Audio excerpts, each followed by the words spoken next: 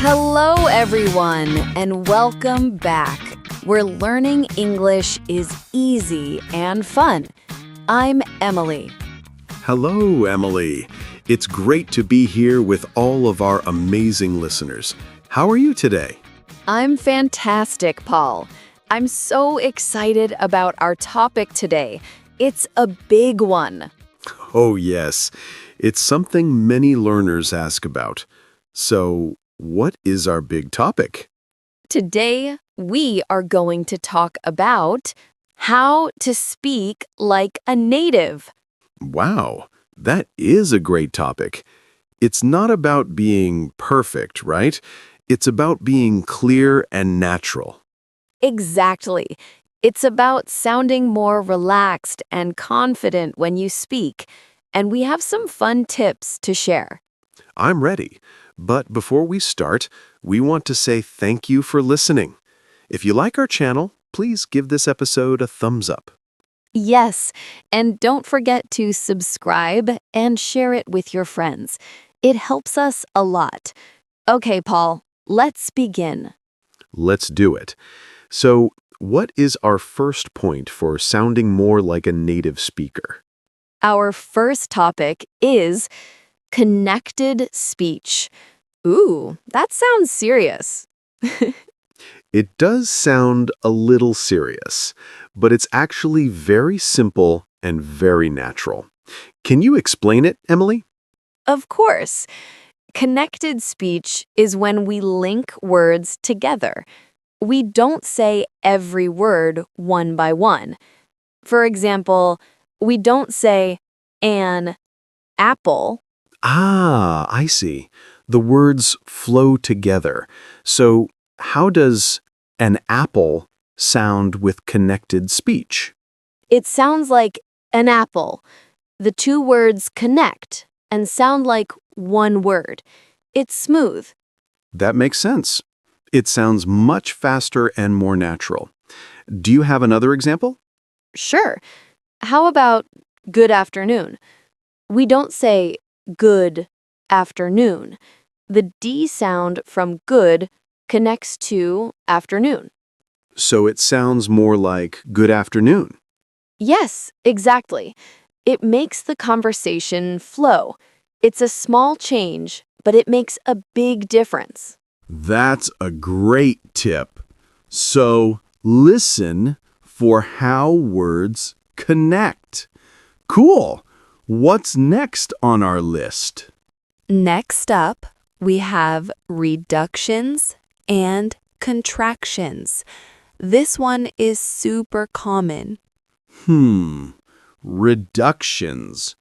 Does that mean we make words smaller? That's a perfect way to say it.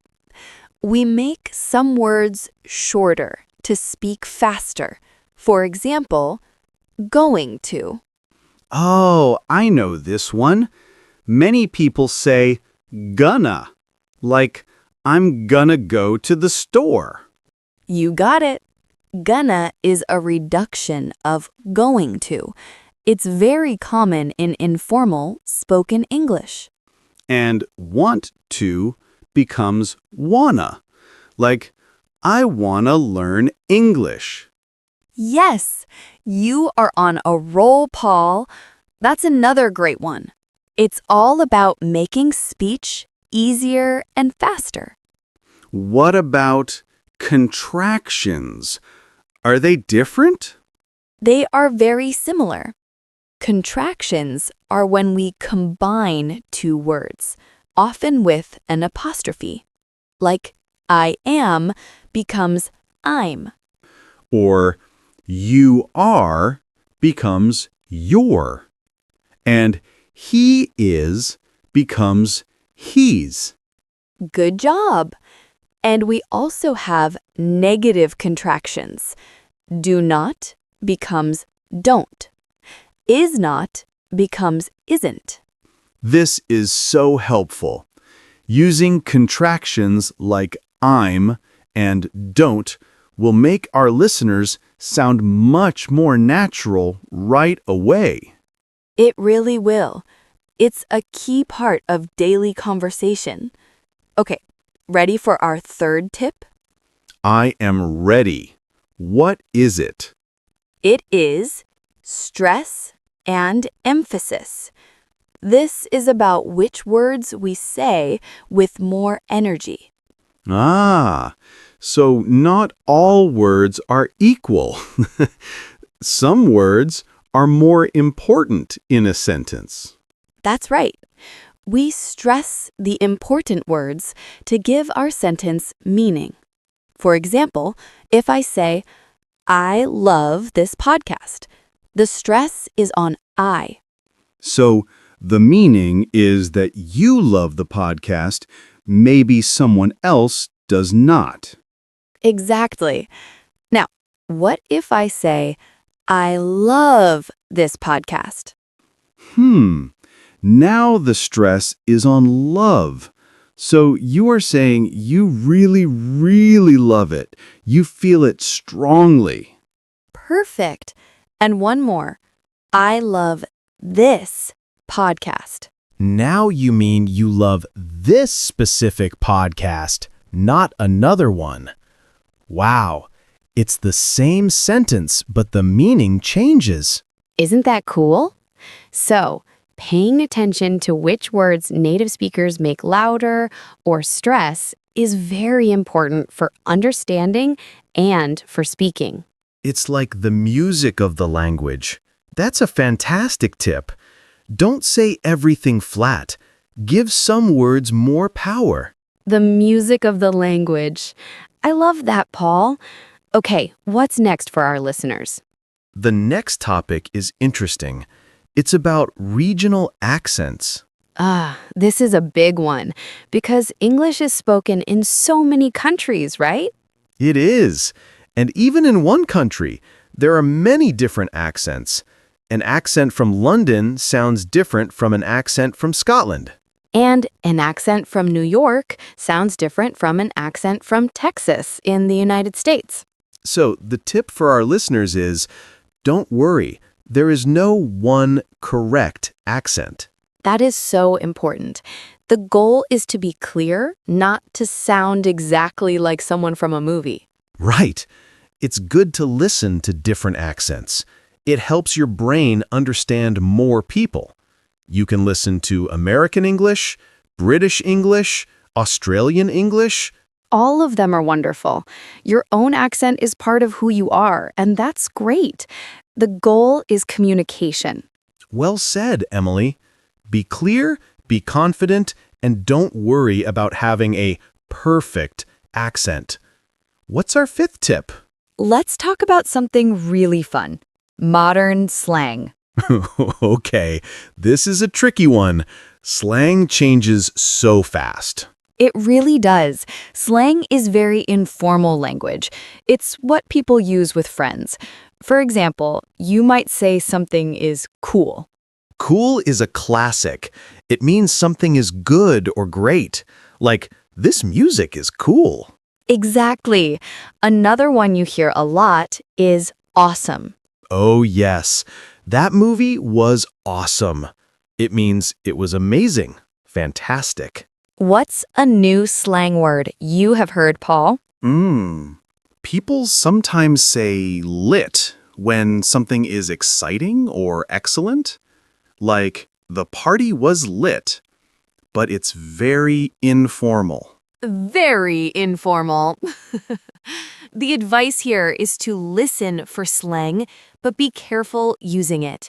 It's best to start with very common and safe words like cool or awesome. I agree. You don't want to use slang in a formal situation, like a job interview. No, definitely not. But it's good to know what these words mean when you hear them. Great point. Listen first, use later, and carefully. What's after slang? Next, we have set phrases. These are groups of words that often go together. They are like blocks. Blocks? What do you mean by blocks?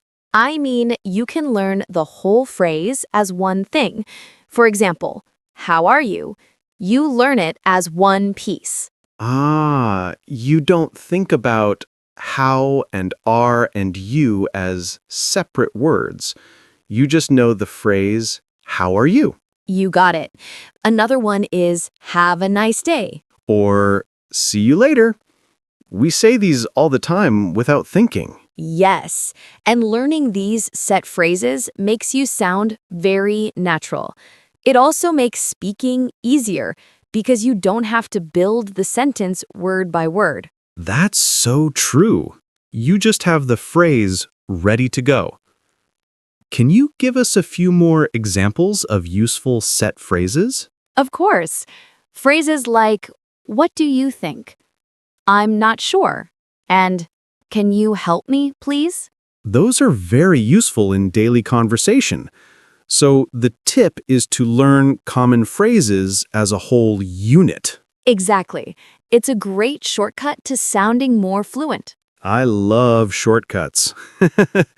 Okay, what's our next super tip? Our next tip is about using power words. Power words? Do they give you superpowers? In a way, yes. They make your English stronger and more interesting. They are more descriptive words.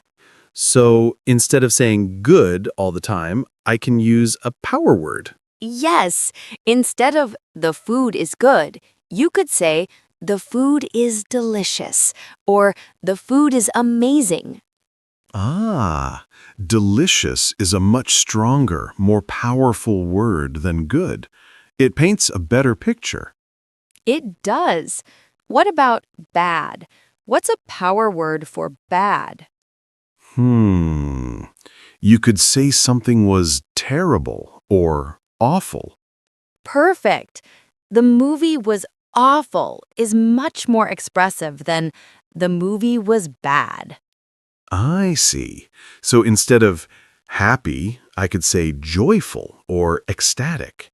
Instead of big, I could say huge or enormous. Now you're thinking with power words. Learning a few of these can make your vocabulary so much richer. It's a great way to be more specific and interesting when you speak. I like this tip a lot. Me too. Now, let's move on to speed and pauses. This is about the rhythm of speaking. Right. Some learners think speaking very, very fast is good, but that's not always true, is it? Not at all. Native speakers don't always speak fast. We change our speed. And we use pauses.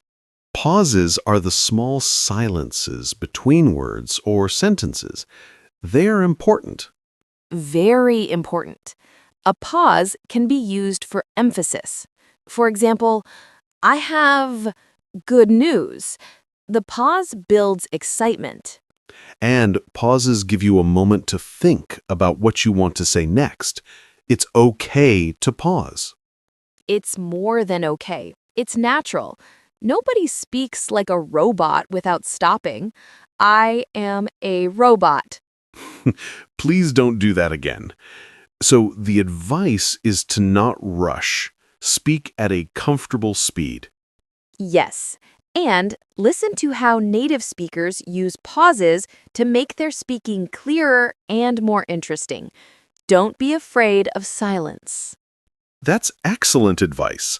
Breathe, pause, speak clearly. Don't just run. Exactly. Okay, we have two more topics. The next one is formal versus informal English. This is super important.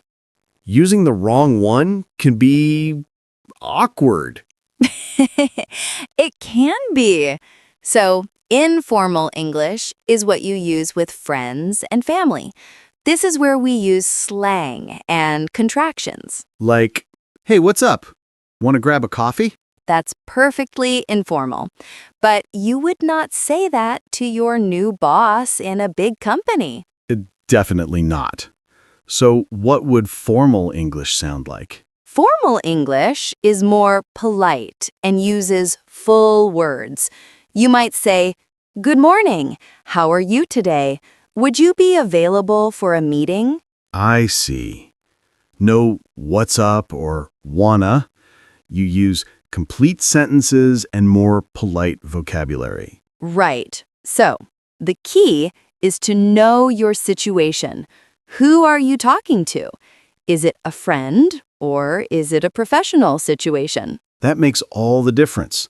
Knowing when to be casual and when to be formal is a real skill. It is. A good way to learn is by watching movies or TV shows.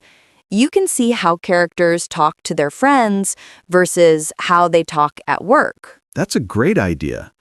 Context is everything. Okay, Emily, we are at our last tip. What is it? Our final point today is about having natural reactions. Natural reactions? You mean the small words we say when we are listening? Yes, words like, oh, really? Wow, I see. And, uh-huh. These show the other person that you are listening and you are interested. It makes the conversation feel alive. It really does. Imagine if I tell you, I bought a new car, and you just stay silent. That would be so strange. I would probably say, wow, that's amazing. Or, oh, really? What kind? Exactly. Those are natural reactions. They are a big part of a real conversation. So when you're listening to someone, it's good to make these small sounds and ask small questions. Yes, it shows you are engaged. You can say, to show you're thinking, or right, to show you agree. It's not just about speaking. It's about how you listen and react. That's a wonderful final tip. I think so too. It connects all the other points. It's about being part of a natural, flowing conversation. Wow! Emily, these 10 tips are fantastic. We talked about connected speech, contractions, stress, accents, slang, set phrases, power words, speed, formal English, and natural reactions. It was a lot, but hopefully it was all very helpful for our listeners. Remember, you don't need to be perfect. Just try one or two new things. That's great advice. Start small. Maybe try using more contractions this week, like I'm and don't. Or try using a power word like delicious instead of good. Every little step helps. It really does. Well, that's all the time we have for today's episode. This was so much fun. It was. We hope all of you enjoyed it. If you found these tips helpful, please let us know in the comments. Yes, tell us which tip you are going to practice first. We love reading your comments. And don't forget to subscribe and share this episode with anyone who is learning English. Thank you all for listening. Keep practicing, and we will see you in the next episode. Bye for now. Keep learning and have fun.